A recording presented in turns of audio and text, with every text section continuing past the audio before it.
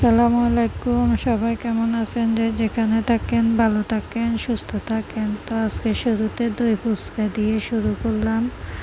তো দেখেন আজকে দই ফুচকাটা আমি কীভাবে বানাইতেছি।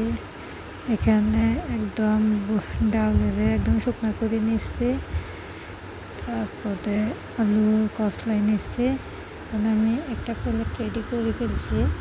তো আমি আপনাদেরকে পুরোপুরি দেখাতেছি না, একটু একটু করে পুরোটাই দেখাতেছি।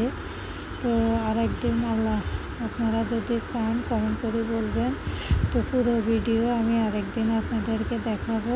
তো এখন জাস্ট আমি করতেছি, আর মনে পড়ে গেল আপনাদের আমার আপুরা আছে, ভাইয়ারা আছে, সবার সাথে শেয়ার করবো না তা কি হয়। তো আমাদের খাওয়ার মাঝখানের থেকে শুরু করে দিলাম আপনাদের জন্য। তো দেখেন এখন আপনাদের থেকে যদি ভালো লাগে তাহলে আমি আরেকদিন পুরো ভিডিওটা করব।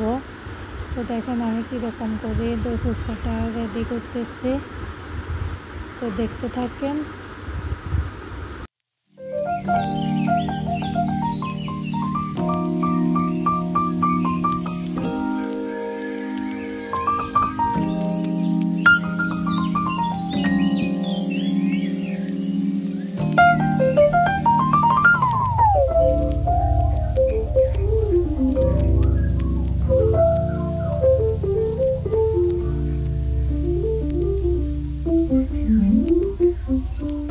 তো আজকে বিকেলে মন চাইতেছে দই ফুচকা খাওয়ার জন্য। তো এখন তৈরি হয়ে গেল দই ফুচকা। তো এখন তামজিদের আব্বু খাই বলবে কি অবস্থা। এখন তামজিদের আব্বু একটা খাইতেছে।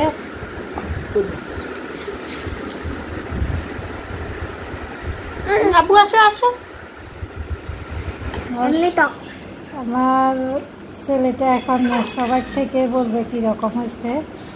কিরকম হয়েছে? মজা হয়েছে, মজা হয়েছে, অনেক মজা হয়েছে। শুধু দইটা হালকা একটু টক টক টক দই তো টকে, আর সব মজা মজা হয়েছে। আচ্ছা।